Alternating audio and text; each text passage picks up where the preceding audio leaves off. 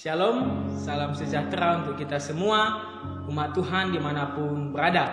Di hari ini kita akan belajar satu bagian firman Tuhan yang terambil dari Yosua pasal yang pertama, ayat pertama hingga yang ke-18.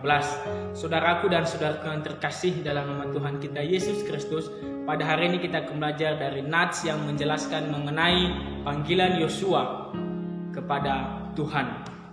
Nah, kita akan belajar bahwasanya di saat ini, di zaman modern ini, banyak orang yang menerima panggilan Tuhan, namun tidak mengerti akan apa dan bagaimana ia harus melakukan panggilan Tuhan tersebut.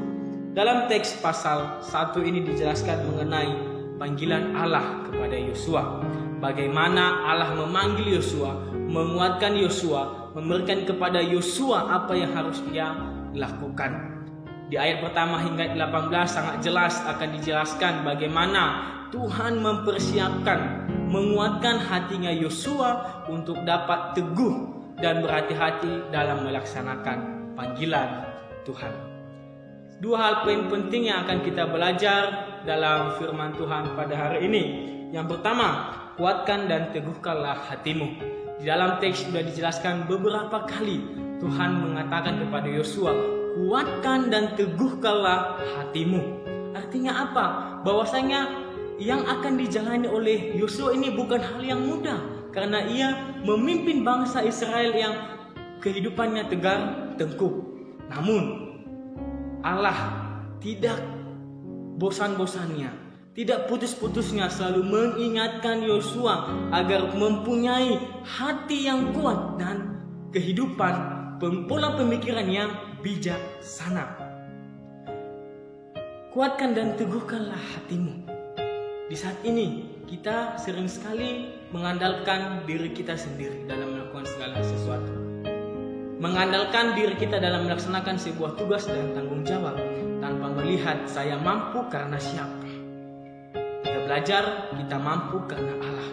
Kita mampu karena Tuhan. Terkhusus kepada hamba-hamba Tuhan, orang-orang Kristen yang mengalami panggilan Tuhan dalam kehidupannya, yang mengalami begitu dahsyat kasih karunia Tuhan dalam hidupnya. Ya, setiap orang yang mengalami kehidupan panggilan Allah tidak akan pernah ditinggalkan Allah. Selalu dan akan terus-menerus dipelihara oleh Allah. Saudara dan saudara yang terkasih, belajar mengimani panggilan, belajar menekuni panggilan, dan mengerti akan panggilan yang sudah Tuhan berikan kepada kita. Yang kedua, janji Tuhan kekal dan abadi. Di dalam nas dijelaskan bahwasanya Tuhan juga menyertai Yosua. Tuhan akan membuat Yosua sebagai pemimpin yang bijaksana.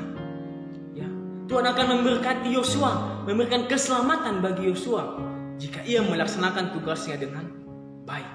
Saudaraku dan saudaraku, kita belajar dari sini bahwasanya janji Tuhan tidak akan pernah berkesudahan dan berhenti jika kita betul-betul mengimani apa itu panggilan Tuhan, melakukan dengan baik.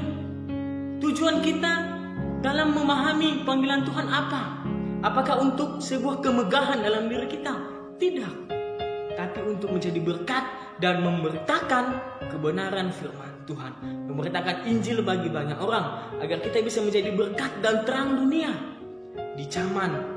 Di tengah-tengah pandemi COVID-19 tersebut, kita selaku hamba-hamba Tuhan yang mempunyai hati melayani, ya, kita tidak bisa berkreasi, kita tidak bisa melayani di situasi saat ini. Namun apa? Tuhan berikan hikmat bagi kita.